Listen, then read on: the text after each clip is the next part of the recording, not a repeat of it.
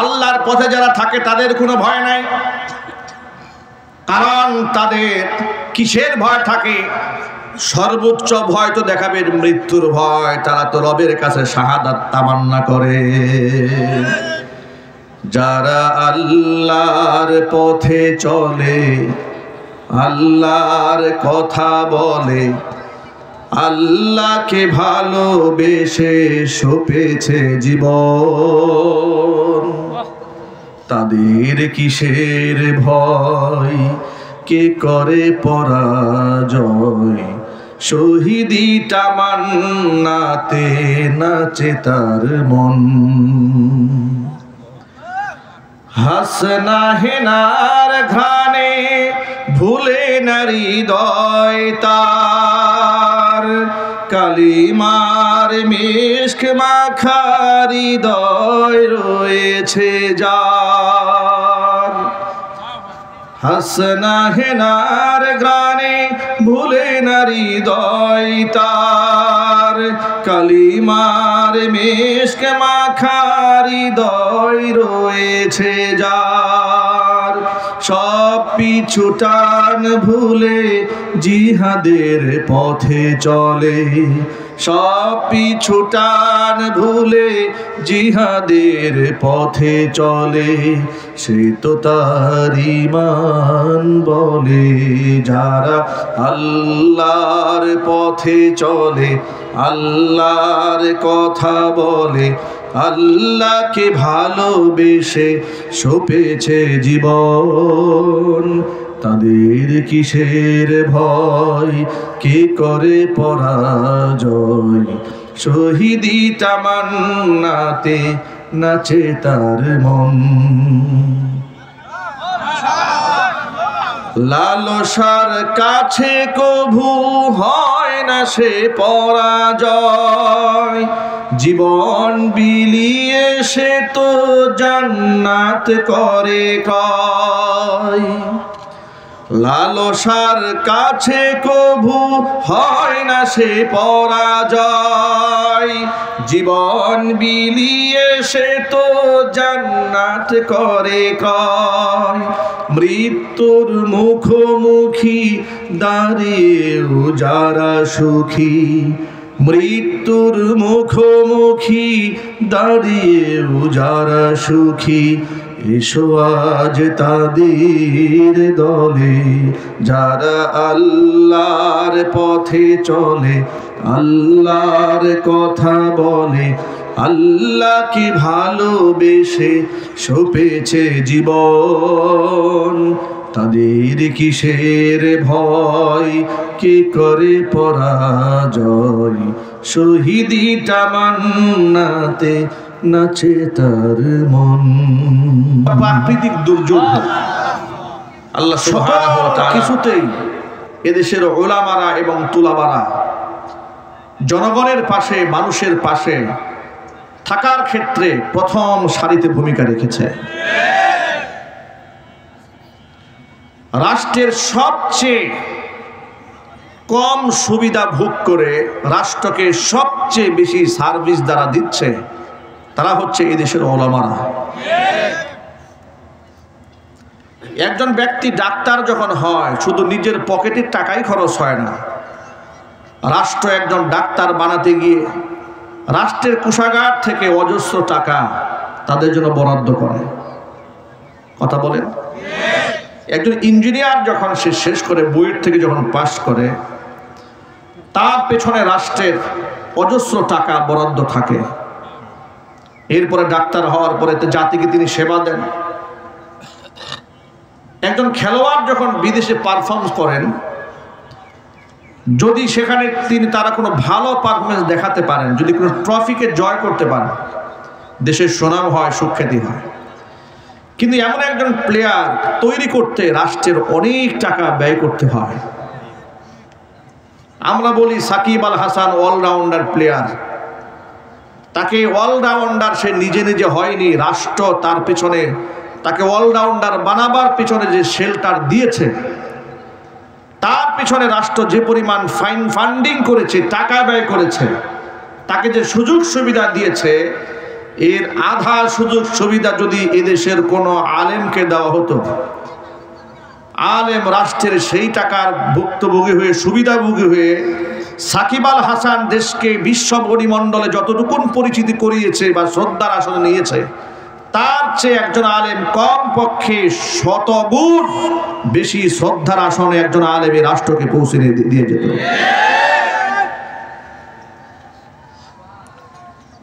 এ রাষ্ট্রে আলেমরা সব সময় বৈষম্যের শিকার হয়েছে। স্বাধীনতার 52 বছরে দাড়ি, টুপি, ইসলাম, তাহজিব, তামাদ্দুন এই দেশে লাঞ্ছিত হয়েছে, অপমানিত হয়েছে। কথা কি সত্য না মিথ্যা? 1970 সালে প্রতিষ্ঠিত জাহাঙ্গীরনগর ইসলামিক বিশ্ববিদ্যালয়, মুসলিম বিশ্ববিদ্যালয়, সেখানে 73 সনে দেশ স্বাধীন হওয়ার পরে জাহাঙ্গীরনগর মুসলিম বিশ্ববিদ্যালয় থেকে মুসলিম শব্দ বাদ দিয়ে শুধু জাহাঙ্গীরনগর বিশ্ববিদ্যালয় করা হলো। কারণ ইসলাম শব্দ মুসলিম শব্দের সাথে আছে ওদের অ্যালার্জি, বাদ দিয়ে দিল। কাজী নজরুল ইসলাম একাডেমি, ইসলাম বাদ দিয়ে নাম দিল কাজী নজরুল একাডেমি, এখানে ইসলাম বাদ। সংবিধানে বিসমিল্লাহির রহমানির রহিম, একটি 90 থেকে 95% মুসলিম অধ্যুষিত এই দেশে এই রাষ্ট্র যে নীতিমালার উপর চলবে তার শুরুতে বিসমিল্লাহ থাকার দরকার আছে না নাই? বাদ দিয়ে দিল। বিশ্ববিদ্যালয়ের মনোগ্রামে রব্বি জিদনি ইলমা বাদ দিয়ে দিল। নবাব সলিমুল্লাহ মুসলিম হল ঢাকা বিশ্ববিদ্যালয়ে, সলিমুল্লাহ হল বানিয়ে দিল, মুসলিম শব্দ বাদ দিয়ে দিল। ইসলাম যেখানে ওদের অ্যালার্জি সেখানে, মুসলিম শব্দ যেখানে ওদের অ্যালার্জি সেখানে, দাড়ি টুপি যেখানে ওদের অ্যালার্জি সেখানে। মুক্তিযুদ্ধকে কেন্দ্র করে বাংলাদেশে যত নাটক হয়েছে, সিনেমা হয়েছে, যত মঞ্চ সাজিয়েছে 16 ডিসেম্বর উপলক্ষে, সমস্ত নাটকে সিনেমাতে দাড়িকে ছোট করে উপস্থাপন করা হয়েছে। টুপিকে, আমার তো মনে হয় শিশুকালে তো আমরা অনেকেই সিনেমা টিনেমা দেখেছি, অনেক স্কুলে পড়েছি। বাংলা সিনেমার মধ্যে ওই যে ওরা 11 জন ছবি টুবি হতো, মুক্তিযুদ্ধের ছবিগুলো দেখেছি, মনে আছে আমার এখনো। মানে প্রত্যেকটা ছবির মধ্যে, সিনেমার মধ্যে, নাটকে রাজাকার মানে রাষ্ট্রদ্রোহী, যারা স্বাধীনতা চায় না, স্বাধীনতার শত্রু, এ কথা বোঝাবার জন্য হাতিয়ার হচ্ছে মুখে দাড়ি, মাথায় তার টুপি, গায়ে তার জামা। আমার বুক ফেটে কান্না আসতো এই রাষ্ট্রের এই কার্যক্রম দেখে। আমি বহুবার প্রতিবাদ করেছি, যারা এগুলা করেছে ওদের মঞ্চেও প্রতিবাদ জানিয়েছি। বিনিময়ে যে ট্যাগগুলো খেয়েছি, এই সমস্ত অন্যায়ের প্রতিবাদ করার কারণে আমার উপর যে ট্যাগগুলো এসছে, যে আমি হলাম উগ্রবাদ, আমি হলাম মৌলবাদী, এরপর আমি হলাম জামাত, আমি হলাম শিবির, ব্যাস ট্যাগ দিয়ে আমাকে দমানোর কত চেষ্টা করেছে। একাধিক মামলাও দিয়েছে। 2018 সালে স্টেজের মঞ্চ থেকে নামিয়ে গ্রেফতার করে কারাগারে ঢুকিয়েও দিয়েছে। কি মামলা দিয়েছে? মামলা দিয়েছে আমার পকেটে 16টা ককটেল পাওয়া গেছে, দিয়েছে মামলা। কি অপরাধ ছিল আমাদের, কি অন্যায়টা করেছিলাম আমরা? আমি আপনাদের কাছে বিনয়ের সাথে জানতে চাই, ওরা যে সারা জীবন সিনেমার মধ্যে দেখালো দাড়ি টুপিওয়ালারা ধর্ষক হয়, দেখায় নাই? একটু কথা বলেন না আপনারা, দেখায় নাই? এখন আপনারা বলেন, দেশ স্বাধীন হওয়ার আগে দাড়ি টুপিওয়ালারা যেমন ছিল, স্বাধীনতার সময় ছিল, আজও বাংলাদেশে দাড়ি এবং টুপিওয়ালারা আছে না নাই? প্রশ্ন হলো, বিশ্ববিদ্যালয়ের ধর্ষণের সেঞ্চুরি দাড়িওয়ালারা করে না দাড়ি ছাড়ারা করে? তো তোমরা নাটকে দাড়িওয়ালাদেরকে ধর্ষক দেখাও কেন? আপনারা বলেন, মাদ্রাসার ছাত্ররা তলোয়ার নিয়ে, বন্দুক নিয়ে, রাইফেল নিয়ে, হকি স্টিক নিয়ে, চাইনিজ কোরাল নিয়ে ধাওয়া পাল্টা ধাওয়া করে মানুষ খুন করেছে, কিংবা মাদ্রাসা অনির্দিষ্টকালের জন্য বন্ধ হয়েছে, এমন একটি ঘটনা এই দেশের ইতিহাসে আছে? জোরে আওয়াজে বলেন। এরপরেও তারা বানিয়েছে যে কওমি মাদ্রাসা হচ্ছে জঙ্গি তৈরির কারখানা। কিন্তু বিশ্ববিদ্যালয়ে যারা অস্ত্রের ঝঞ্ঝনানি দেখায়, বিশ্বজিতের মতো হিন্দুকেও শিবির বলে প্রকাশ্যে কুপায়ে যারা হত্যা করে, দেশ স্বাধীন হওয়ার পরে বিশ্ববিদ্যালয়ে এই সোনার ছেলেদের হলগুলাকে যখন সার্চ করা হয়েছে, টর্চার সেল পাওয়া গেছে। টর্চার সেলের মধ্যে কি পাওয়া গেল? হকি স্টিক পাওয়া গেল, পিস্তল পাওয়া গেল, রামদা পাওয়া গেল, কুড়াল পাওয়া গেল, চাইনিজ কুড়াল পাওয়া গেল। এগুলা দিয়ে তারা মানুষদেরকে কষ্ট দিত। তারা ছিল সোনার ছেলে, আর আলেমরা ছিল জঙ্গি। কথা বলেন? যারা এতগুলো মানুষ হত্যা করেছে, ওদের কয়জনের নামে জঙ্গি মামলা হয়েছে আপনারা বলেন? কিন্তু কত দাড়ি টুপিওয়ালাদেরকে জঙ্গি বলে মিথ্যা মামলা দিয়ে বছরের পর বছর কারারুদ্ধ করে রেখেছে, তার হিসাব একমাত্র আল্লাহ পাকই ভালো জানেন। কত আলেমকে তারা গুম করেছে, খুন করেছে, ফাঁসির কাস্টে ঝুলিয়ে হত্যা করেছে। যদি বলতে হবে ঠিক কিনা বলে? আলেমদেরকে রাষ্ট্রের শত্রু বানিয়ে দিয়েছিল। বাংলাদেশের শ্রেষ্ঠতম 116 জন আলেমের নামের তালিকা বানানো হয়েছিল সাবেক বিচারপতি কালামানিকের নেতৃত্বে। তুরিন আফরোজ এবং কালামানিক এরা আলেমদের ব্ল্যাক লিস্ট করে দুদকে জমা দিয়েছিল যে এদেরকে একটু তদন্ত করে দেখা হোক এরা কেমন দুর্নীতিগ্রস্ত। আর এরা হচ্ছে ফেরেশতা, এমনই ফেরেশতা বেচারা পালাতে গিয়া, ভিক্ষুকের মতো পালাতে গিয়া বলে 70 লাখ টাকা ছিল, টাকাও নিছে, পিটাও দিছে। যদি বলতে হবে ঠিক কিনা বলে? সারা জীবন আলেমদেরকে জঙ্গিবাদ বললো এ জাতি। ওদের এই জঙ্গিবাদের এই ট্যাবলেট ওরা তো ফ্রি বিক্রি করেছে মিডিয়ার মাধ্যমে, কিন্তু কেউ গিলে নাই, কেউ খায় নাই। জাতি ভালো করে জানতো আসল সন্ত্রাসী কারা, আসল জঙ্গি কারা। যার দরুন দেশ স্বাধীন হতে দেরি হয়েছে, স্বীকৃত জঙ্গি হিসেবে ওদের নিষিদ্ধ করতে সরকার দেরি করে নাই। ওদের দাম্ভিকতা এবং অহংকার কোন পর্যায়ে পৌঁছে গিয়েছিল, ওরা আলেমকে কোনোদিন সম্মান দেয়নি। বাংলাদেশের কোন হক্কানি আলেমদেরকে তারা 4 পয়সার মূল্যায়ন দেয়নি। পোস্টারে ওদের নামের উপরে যদি আলেমের নাম থাকতো, ওরা পোস্টার পরিবর্তন করে নতুন করে পোস্টার ছাপাতো। এই কালিয়াকোট উপজেলাতে আমার এক মাহফিলে, সেখানে আমার নাম সবার উপরে মোটা করে লিখেছে প্রধান বক্তা হিসেবে। আচ্ছা, একটি মাহফিলের প্রধান বক্তা সেখানকার চিফ গেস্ট থাকেন, তারই আকর্ষণে লোকেরা বয়ান শুনতে আসেন, না কোনো এমপি মন্ত্রীর চেহারা দেখতে আসেন। যদি বলেন সে যে দলেরই হোক, কোনো এমপি মন্ত্রীর চেহারা দেখতে লোকেরা মাহফিলে আসে না। কিন্তু ওরা জোর করে মাহফিলে আসবে। ওদের নাম পোস্টারে না দিলে মাহফিলের পারমিশন দেওয়া হবে না। ওরা আবার ভালো করে জানে কোন সময় লোক বেশি থাকে ওই সময় বক্তব্য দিতে হবে। প্রধান বক্তাকে পাশে বসিয়ে বক্তব্য দিতে তারা খুব মজা পেতেন। কথা বলতে হবে ঠিক কিনা বলে? আমার মাহফিল কর্তৃপক্ষ আমাকে ফোন করে বললেন, হুজুর ঝামেলা একটা হয়েছে। কি হয়েছে? আপনার নাম তো সবার উপরে দিয়েছি, মন্ত্রী বাহাদুরের নাম দিয়েছি আপনার নিচে। ওর চেলা চামুন্ডারা আসছে, এসে বলছে পোস্টার চেঞ্জ করতে হবে, না হয় মাহফিল বন্ধ। কেন? মন্ত্রীর নাম কেন হুজুরের নামের নিচে? হুজুরের নাম নিচে নামাও, মন্ত্রীর নাম উপরে উঠাও। আহারে কি চরিত্র এদের, দেখেছেন আপনারা? কি আখলাকওয়ালা, কি চরিত্রওয়ালা। আর সেই মন্ত্রীর ব্যাপারে কয়েকদিন আগে সিনেমার এক নায়িকা ইউটিউবার সাংবাদিকদেরকে বলছে, উনি লন্ডন থেকে আমাকে ভিডিও কল দিয়েছে, ভিডিও কল দিয়ে সরাসরি প্রেমের প্রস্তাব দিয়েছে। যাদের চরিত্রের কোনো বালাই নাই, আলেমদের নামের উপর নাম থাকার জন্য লালায়িত কত। আল্লাহ রাব্বুল আলামিন আলেমদের শান মান বাড়িয়েছেন, লাঞ্ছনা গঞ্জনা ওদের কাদের উপরে এমন ভাবে চাপিয়ে দিয়েছেন।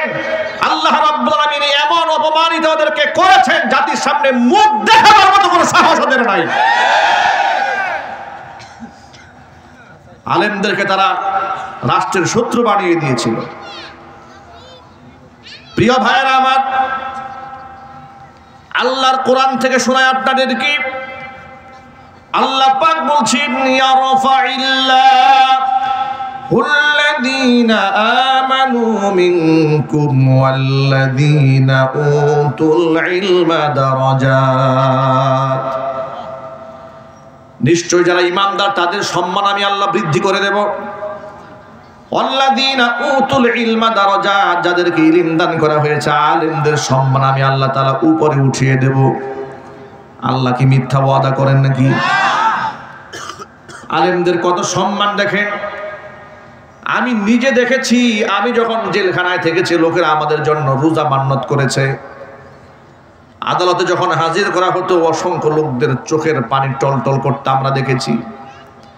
কারা ফটকে চেনা নাই জানা নাই, দেশের বিভিন্ন প্রান্ত থেকে লোকেরা আমাদের সাথে দেখা করতে এসে চোখের পানি দিয়ে বুক ভাসায় ফেলত আর কান্না করতো।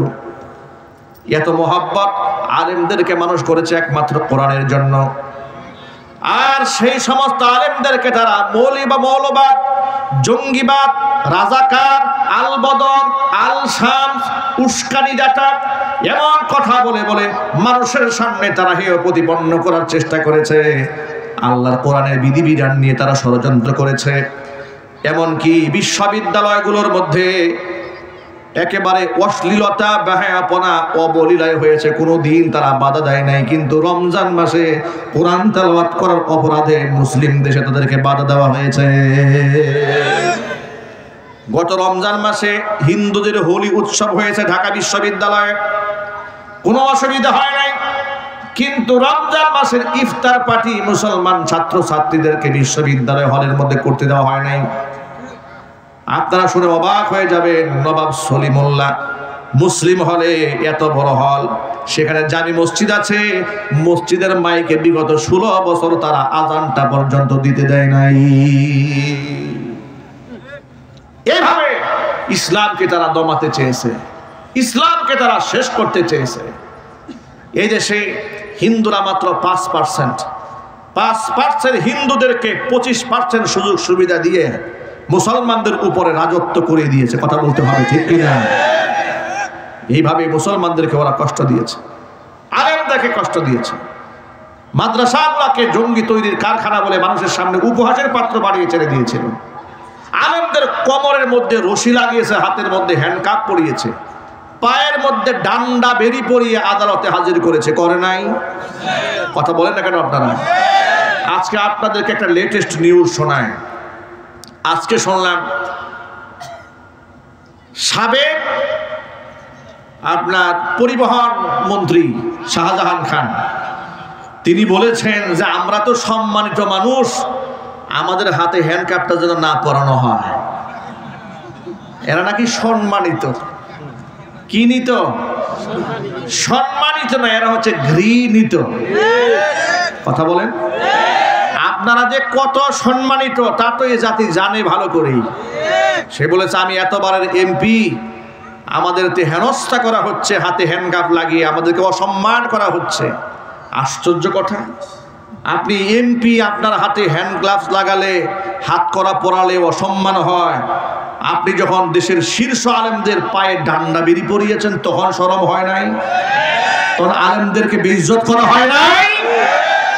আমি তো মনে করি এই শাহজাহান খান থেকে শুরু করে হাসানুল হক ইনু, রাশেদ খান মেনন থেকে শুরু করে যতগুলো কুলাঙ্গা ধরা পড়েছে, আলেমদেরকে পায়ে ডান্ডা বেরি যদি 1 জোড়া পরানো হয়েছে, এদেরকে 4 জোড়া ডান্ডা বেরি পরিয়ে পুকুরের মতো হাজির করা উচিত।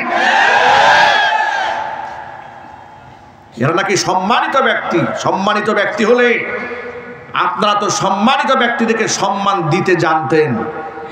ওরা কি আলেমদেরকে জীবনে সম্মান দিয়েছে? চিল্লায় বলেন, দিয়েছে? হ্যাঁ, কিছু আলেমদেরকে দিয়েছে, কিছু আলেমদেরকে দিয়েছে। কোন আলেম জানেন? যে আলেম বলেছে আপা আপনি তো জান্নাতি নারী। কথা বলেন, ঠিক কিনা বলেন? যে বলেছে আপনি তো কওমি জননী, তাদেরকে কিছু সম্মান তারা দিয়েছে। সম্মান দেয় নাই, ইউজ করেছে। আপা যখন পালিয়েছে, এই সমস্ত মৌলবীরাও পালাইছে। কথা বলতে হবে, ঠিক কিনা বলেন? মানুষ এত নিচে নামতে পারে, মানুষ এত পদলেহন করতে পারে। আপনি কি করে তাকে জান্নাতের সার্টিফিকেট দিলেন? এই সাহস আপনাকে দিয়েছে কে? কি করে দিয়েছে? শত শত আলেম কারাগারে বন্দী, আর আপনি তারে জেলখানা থেকে এখনো পর্যন্ত অসংখ্য আলেমরা কারাগারের ভিতরে আছে, স্বৈরাচারী আটকায় রেখেছে, আর আপনি বাহির থেকে বেহেশতের সার্টিফিকেট দিয়ে দিচ্ছেন। কি বাইতুল মুকাররমে খতিব হওয়ার জন্য? যে মৌলবী শেখ হাসিনারে জান্নাতের সার্টিফিকেট দিয়েছে, ওই মৌলবী বাইতুল মুকাররমের খতিব তো দূরের কথা, গ্রামের মসজিদের খাদেম হওয়ার যোগ্যতা রাখেন না। এগুলো চাটুকার দালাল। কথা বলেন। এরা জীবনেও জেল খাটে নাই, জীবনেও জরিমানা দেয় নাই। মনে রাখবেন, হক্কানি আলেমরা জেল খেটেছে আল্লাহর কোরআনের জন্য, ইসলামের জন্য। কথা বলেন, ঠিক কিনা বলেন? এই যে আজকে বাচ্চারা এখানে জানাজার নামাজের দৃশ্য দেখিয়েছে, আল্লাহু আকবার। ছোট্ট ছোট মাসুম বাচ্চারা, বেগুনাহ, বেহেশতের ফুল মনে হচ্ছিল আমার কাছে, মনে হচ্ছে এক একটা জান্নাতের পাখি। বেগুনাহ মাসুম বাচ্চাগুলাকে শিশুবেলা থেকে হাতে খড়ি করে কিভাবে জানাজার নামাজের দোয়াগুলো বিশুদ্ধভাবে পাঠ করতে হয় আপনাদের সামনে জনসম্মুখে তারা দেখিয়ে দিয়েছে। এগুলা হচ্ছে মাদ্রাসাগুলোর অবদান, ঠিক কিনা বলেন? এগুলা মাদ্রাসাগুলোর অবদান। এখান থেকে এই অবদান তারা শিখে কি করেছে বাস্তব জীবনে শোনায় আপনাদেরকে। দেশে যখন করোনায় মহামারী দেখা দিল, করোনাকালীন সময়ে যখন বাবার লাশ পড়ে আছে, ছেলের লাশকে স্পর্শ করে না, স্বামীর লাশ ঘরে পড়ে আছে, স্ত্রী ধরে না।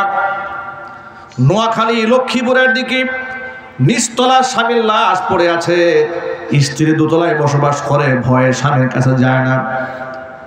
নারায়ণগঞ্জে 3 দিন পর্যন্ত উঠালে লাশ পড়ে আছে, লাশ কেউ ধরে না, লাশ কেউ স্পর্শ করে না।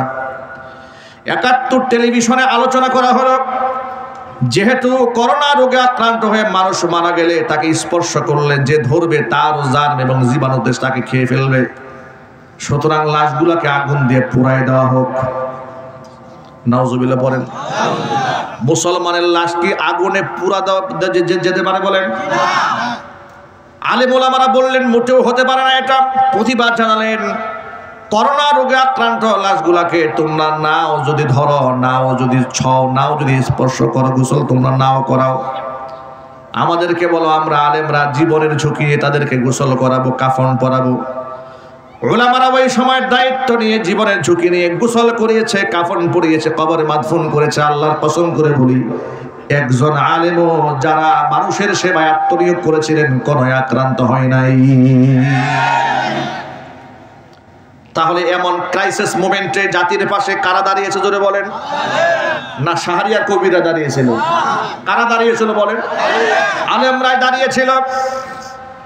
কিছুদিন আগে নোয়াখালী, লক্ষ্মীপুর, কুমিল্লা পুরা বন্যায় যখন প্লাবিত হয়ে গেল, হঠাৎ করে পানি এসেছে, আমাদের বন্ধু নামক চরম শত্রু ভারত যখন পানি ছেড়ে দিল, কারণ ভারতের মতো বন্ধু যারা আছে পৃথিবীতে তার শত্রু না থাকলেও চলবে, পানি ছেড়ে দিয়ে আমাদেরকে মারতে চাইলো। আলেমরা রাতারাতি মসজিদ থেকে চান্দা কালেকশন করে করে গাড়ি ভরে ভরে মানুষের জন্য তারা ত্রাণ নিয়ে গেল। শুধু আলেমরা যায় না, অন্যান্য সংগঠনে গেছে, তাদের জন্য আমাদের দোয়া ভালোবাসা আছে। কিন্তু সমস্ত সংগঠনের লোকেরা মিলে যতটুকু মানুষের জন্য করতে পেরেছে, এক আস-সুন্নাহ ফাউন্ডেশনের নেতৃত্বে, আহমদুল্লাহর নেতৃত্বে আস-সুন্নাহ ফাউন্ডেশন তার চাইতে কয়েকশো গুণ বেশি করেছে। আলেমদের প্রতি এদেশের মানুষের ভালোবাসা নাই কে বলেছে?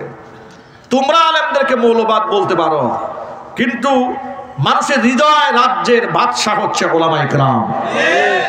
যার দরুন তোমরা মরে গেলে মাইকিং করে লোক খুঁজে পাও না, আর আলেমদেরকে মারা গেলে তোমরা বাধা দিয়াও লোক ঠেকায় রাখতে পারো না। এই হচ্ছে পার্থক্য। আলেমদের অবদানটা দেখেন। আস-সুন্নাহ ফাউন্ডেশনের মাধ্যমে শেখ আহমদুল্লাহর নেতৃত্বে 100 কোটি টাকার দান পৌঁছে গেছে। সুবহানাল্লাহ বলবেন না? মানুষের বিশ্বাসের জায়গা আলেম কোথায় গিয়ে দখল করে বসে আছে? কোথায় শাহরিয়ার কবির, কোথায় শামসুদ্দিন মানিক, কোথায় বিচারপতি কালা মানিক, কোথায় তুরিন আফরুজ, কোথায় এরা, কোথায় রাশেদ খান মেনন, কোথাকার কোন বুদ্ধিজীবী আর কোথায় একজন আলেম, সুবহানাল্লাহ বলবেন না? এই রাষ্ট্রের জন্য ওদের কি অবদান আছে, এই রাষ্ট্রের জন্য এই দেশের বুদ্ধিজীবীদের কি অবদান আছে? প্রাসঙ্গিক ছোট্ট করে একটা কথা বলি, জুলাই আগস্টের বিপ্লবেও এদেশের আলেমদের সীমাহীন ভূমিকা আছে। আলেমরা তো শুধুমাত্র জুলাই আগস্টের বিপ্লবে সামিল হয় নাই, বিগত 16টি বছর আলেমরা স্বৈরাচারীর বিরুদ্ধে বাক জিহাদের মধ্যে আত্মনিয়োগ করেছিলেন, যার দরুন তারা শত শত আলেম জেল খেটেছেন, জরিমানা দিয়েছেন। কথা কি সত্য না মিথ্যা? নিশ্চয়ই সত্য। তাহলে এই স্বৈরাচারীর পতনে আলেমদের ভূমিকা আছে না নাই? আরো চিৎকার দিয়ে বলতে পারছে না নাই? বড় দুঃখ নিয়ে একটা কথা বলি,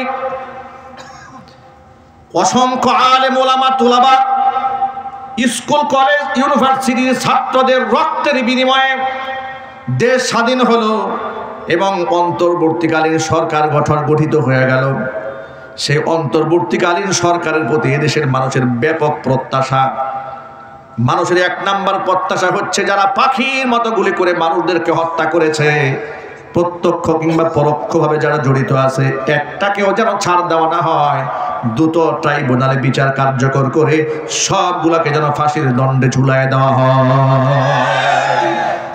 এই প্রত্যাশা আপনাদের আছে না? কার কার আছে? তো হাত দেখি তো আমি।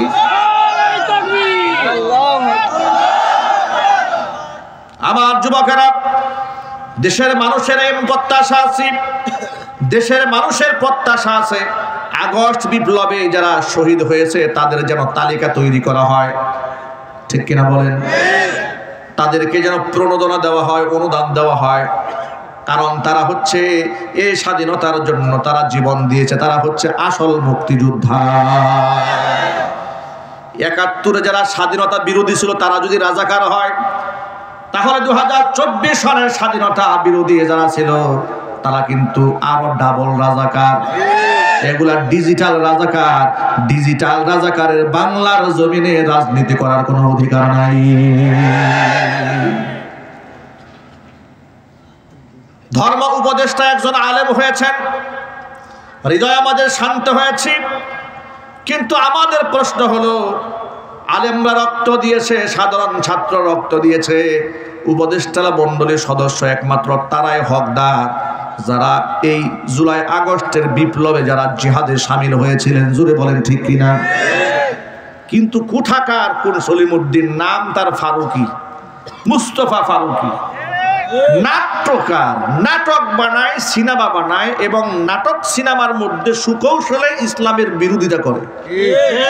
হেফাজতে ইসলামের মুহতারাম সম্মানিত আমির যিনি ছিলেন শাইখুল ইসলাম আল্লামা শাহ আহমদ শফি রাহমাতুল্লাহি আলাইহি নব্বারাল্লাহু মারকাদাহু ওয়া জাআলাল জান্নাতা মাসওয়াহু। সকলেই বলেন আল্লাহুম্মা আমিন। এত বড় কিংবদন্তি আল্লাহর ওলিকে তেতুল হুজুর বলে আখ্যায়িত করেছিল এই মোস্তফা ফারুকি। হেফাজতে ইসলামের ৫ মে শাপলা চত্বরে যখন স্বৈরাচারী গণহত্যা চালিয়েছিল, লক্ষ লক্ষ বুলেট ছেড়ে তাহাজ্জুদ গুজারি মাদ্রাসার ছাত্রদেরকে শহীদ করে দিয়ে শহীদদের দেহগুলাকে ডাস্টবিনে নিক্ষেপ করেছিল, নদীর মধ্যে ফেলে দিয়েছিল।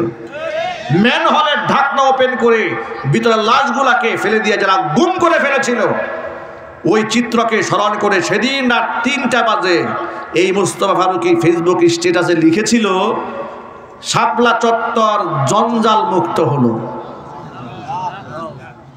আপনি আন্দাজ করতে পারেন যে আলেমদের প্রতি এই কুলাঙ্গারের বিদ্বেষ কত মারাত্মক। আপনি ভাবতে পারেন এদেশের ইসলাম ধ্বংস করার জন্য তার কত হাত রয়েছে। নিজের স্ত্রীকে দিয়া পর পুরুষের মনোরঞ্জন করে সিনেমা বানায়, এইরকম ব্যক্তিত্বহীন নির্লজ্জ বউকে দিয়া দেহ ব্যবসা করিয়ে পয়সা ইনকাম করে। জুলাই আগস্টের বিপ্লবী এদের কোনো অবদান নাই, বরং এদের অবদান হচ্ছে বিগত 16 বছরে স্বৈরাচারীর পদলেহন করে, এমনকি মুজিববাদীকে লালন করে তারা ক্ষমতার সমস্ত স্বাদকে সাধন করেছে এবং কাফের বেঈমানদের গোলামি করেছে। গণ অভ্যুত্থানে যে রাষ্ট্র কায়েম হয়েছে সেই রাষ্ট্রের উপদেষ্টা মণ্ডলী সদস্য এমন একটা কুলাঙ্গার হবে, এটা বাংলাদেশের মুসলমান কোনোদিন মানতে পারবেন না। কথা বলতে হবে, ঠিক কিনা বলে? নারে তাকবীর! ইসলাম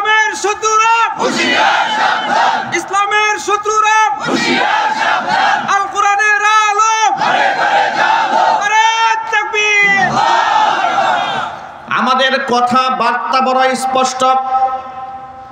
এদেশের মানুষ যদি আওয়ামী জাহিলিয়াতকে মোকাবেলা করতে পারে জীবন দিয়ে, রক্ত দিয়ে, অন্তর্বর্তীকালীন সরকারের প্রতি আমাদের স্পষ্ট বার্তা হলো, এই কুলাঙ্গার যে ব্যক্তি আলেমদেরকে তেতুল হুজুর বলে গালি দিয়েছে, আলেমদের বিদ্বেষ অন্তরে পোষণ করে, ইসলামিক কালচারের বিরুদ্ধাচরণ করে, সিনেমা নাটকে সুকৌশলে দাড়ি এবং টুপিকে যেই ব্যক্তি অপমান করে, আমি আপনাদের কাছে জানতে চাই, এমন ব্যক্তি এই রাষ্ট্রের কি উপদেষ্টা হতে পারে?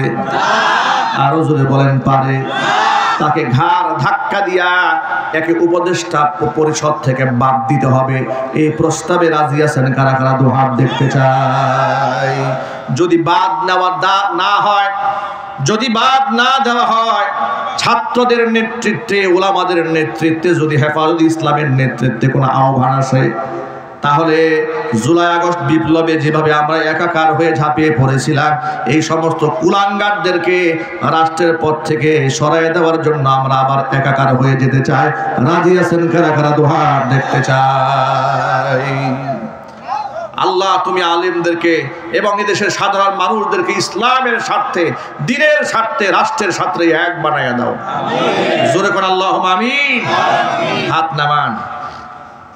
সাংস্কৃতিক উপদেষ্টা, সাংস্কৃতিক মন্ত্রী যদি বানাতে মনে চায়, কবি মুহিব খানকে বানান। ঠিক কিনা বলেন? এদেশে কি জ্ঞানী গুণী মানুষের অভাব পড়েছে নাকি? আমার প্রশ্ন হচ্ছে, মুজিব একটি জাতির রূপকার। এই সিনেমাতে অভিনয় করার কারণে নায়ক তার প্লট হারাইছে উত্তরাতে। আবার ওই একই সিনেমায় অভিনয় করেছে এই মুস্তফা ফারুকী স্ত্রী অভিনয় করেছে। তাহলে ওই সিনেমায় অভিনয় করে একজনে প্লট হারাবেন, আরেকজনে মন্ত্রিত্ব পাবেন, ঘটনাটা কি? কথা বলেন। এরা তো মুজিববাদের গোলাম ছিল, চিল্লায় বলতে হবে, ঠিক কিনা? জুলাই আগস্টের চেতনার সাথে মুজিববাদীর গোলামি কোনোদিন এক হতে পারে না। সুতরাং তার সুকৌশলে কিন্তু ওরা দেশটার মধ্যে একটা দাঙ্গা লাগিয়ে ছাড়বে।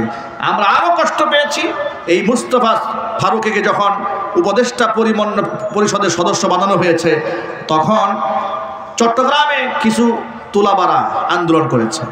সেখান থেকে নাকি 5 জন ছাত্রকে পুলিশ গ্রেফতার করেছে। আহারে চান্দু, এদেশে যারা হত্যা করেছে, অসংখ্য মানুষকে খুন করেছে, গুম করেছে, তাদেরকে এখনো পর্যন্ত তোমরা অ্যারেস্ট করতে পারো নাই।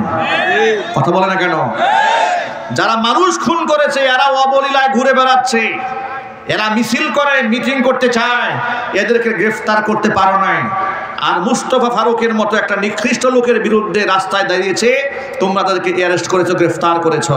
মনে রেখো, হাসিনার মতো এমন স্বৈরাচারীকে যদি এদেশের মানুষ পিটা দিয়া দেশান্তরিত করতে পারে, তোমরা এই জাতির বিরুদ্ধে দাঁড়াতে যেও না, তাদের সেন্টিমেন্ট নিয়ে খেলতে যেও না, তাহলে পিটা তোমাদেরকেও খেতে হবে। আলেমদের কত অবদান এই রাষ্ট্রে দেখেন। আগে কোন সুবহানাল্লাহ, আগে বলেন আলহামদুলিল্লাহ। এই দেশে আলেম ওলামাদের কত অবদান। সরকারের কোন প্রকারের বেনিফিশিয়ারি তারা নন। এক একটা মাদ্রাসার ছাত্র ইন্টারন্যাশনাল হিফজুল কোরআন প্রতিযোগিতায় অংশগ্রহণ করে।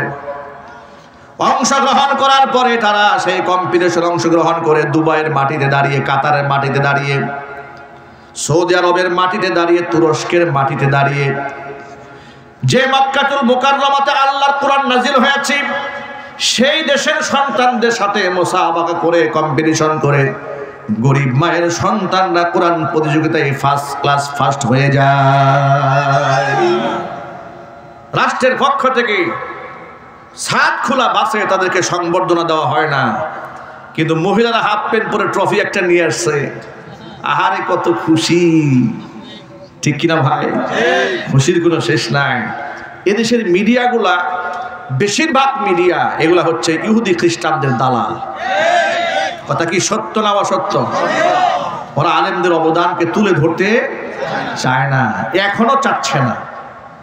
এই জন্য মনে রাখবেন, স্বৈরাচারী বিদায় হয়েছে, কিন্তু নাতিপুতি কিন্তু আছে, ঠিক কিনা বলেন? এমন যেন না হয় ওই খরগোশ আর কচ্ছপের গল্প ছোটবেলায় পড়েছি, বিজয় তো হয়েই গেছে, আমি তো যাবই সামনে, টেনশন নাই, একটু ঘুমায় নেই। ভাই ঘুমানোর সুযোগ নাই। ঘুমানোর কি সুযোগ আছে? ঘুমানোর সুযোগ নাই। ওই যে চট করে আসার চিন্তা করতেছে। কথা বলে না কেন? আপনাদের প্রস্তুত থাকার দরকার আছে না নাই? আপনারা কি প্রস্তুত আছেন? তো আমরা বলি আপা আপনার চট করে আসার কোনো দরকার নাই, আমরা আপনাকে স্যালিউট দিয়ে একেবারে সুস্বাগত জানিয়ে বরণ করার জন্য 18 কোটি মানুষ প্রস্তুত হয়ে বসে আছে। কবে আসবেন খালি বলেন, একেবারে সুদাই এয়ারপোর্টে চলে যায়। আপনাকে একটু বরণ করে নিয়ে এসে ট্রাইব্যুনালে দাঁড় করাই দিয়ে ঝুলাই দিই। এদেশের মানুষের বহুত স্বপ্ন আপনার ঝুলাবার দৃশ্যটা দেখবে তারা। এটা মানুষের জীবনের বহুত স্বপ্ন। 5ই মে রাতের বেলায় গণহত্যা চালিয়েছিলেন আপনি, আবার সংসদে দাঁড়িয়ে বলেছিলেন হেফাজত ইসলামের লোকেরা গায়ে রং মেখে নাটক করেছে। আপনি এই উপহার শহীদদের রক্তের সাথে করেছিলেন, করা হয় নাই? জোরে বলেন। তার বিচার হবে ইনশাআল্লাহ। এই যে কত আলেম ওলামা, যে আপনাদের কালিয়াকৈর উপজেলা ইমাম পরিষদের সভাপতি, আলেম ওলামা পরিষদের সভাপতি, তার বিরুদ্ধে মামলা হয় নাই? জেল খাটে নাই উনি? ভাই সহ জেল খাটছে। মধুপুরের পীর সাহেব বৃদ্ধ সিংহ, আল্লাহু আকবার বলেন, 4টা ছেলে 4টাকে গ্রেফতার করে ফেলেছে। বয়স্ক মানুষ গুলি করে তার শরীরটাকে ঝাঁঝরা করে দিয়েছে। গতকালকে তার মেয়ের জামাতার সাথে আমার দেখা হয়েছিল, একটা মাত্র মেয়ের জামাই। সে বলে হুজুর কি বলবো দুঃখের কথা, আমি তার মেয়ের জামাই হয়েছি, এই অপরাধ আমার। আমাকে ধরার জন্য ঘুরে, আমার বউ প্রেগনেন্ট ছিল, মধুপুরী পীর সাহেব হুজুরের মেয়ে, সন্তান সম্ভবা একজন নারী, একটা মা, সেই মাকে টেনে হিসড়ে পুলিশের গাড়িতে উঠাইছে। আপনার কল্পনা করতে পারেন আলেমদেরকে তারা কত কষ্ট দিয়েছে। আমার মতো মানুষ গাজীপুরে আমার বাসায় আমাকে থাকতে দেয় নাই। যে বাসায় ভাড়া থাকতাম পুলিশ পাঠিয়ে বলেছে মাদারি সাহেব এই বাসায় আসলে বাড়িওয়ালাকে বলেছে আপনি সহ মামলা খাবেন। আমার ঘরটাকে তছনছ করে দিয়েছে। আমাকে বুটবাজার কেন্দ্রীয় মসজিদে এত বছর নামাজ পড়িয়েছি, সারা অঞ্চল থেকে লোকেরা ভিড় জমাইছে মসজিদে। বিদায় নেওয়ার জন্য একটা জুমাই খুতবা বিদায়ের জন্য চেয়েছিলাম, সেই সুযোগটা আমাকে দেয় নাই। তারা বলেছে যে না, আপনি বিদায় নিতে গেলে একটা হাঙ্গামা হয়ে যাবে, বিদায় নিতে দেওয়া হবে না, নামাজে ঢুকলে গ্রেফতার, আপনি যেতে পারবেন না মসজিদে, রেড অ্যালার্ট দিয়ে দিয়েছে। আপনার কল্পনা করতে পারেন আমাদের শারীরিকভাবে মানসিকভাবে আমাদের উপর, আমাদের পরিবারের উপর কেমন টর্চারটা তারা করেছে। কি অপরাধ করেছিলাম আমরা? চুরি ডাকাতি করেছিলাম, জেনা বদমাশি করেছিলাম, রাষ্ট্রের টাকা বিদেশে পাচার করেছিলাম। 16 বছরে 93 বিলিয়ন মার্কিন ডলার যারা পাচার করেছে তাদের মধ্যে কি আমরা ছিলাম? চিল্লায় বলেছিলাম। তাদের মধ্যে যারা ছিল সব লেজ গুটিয়ে পালিয়েছে। দেশপ্রেমিকরা পালায় না, দেশপ্রেমিকরা ফাঁসির কাস্টে ঝুলতে জানে, মরতে জানে, কিন্তু পালাতে জানে না।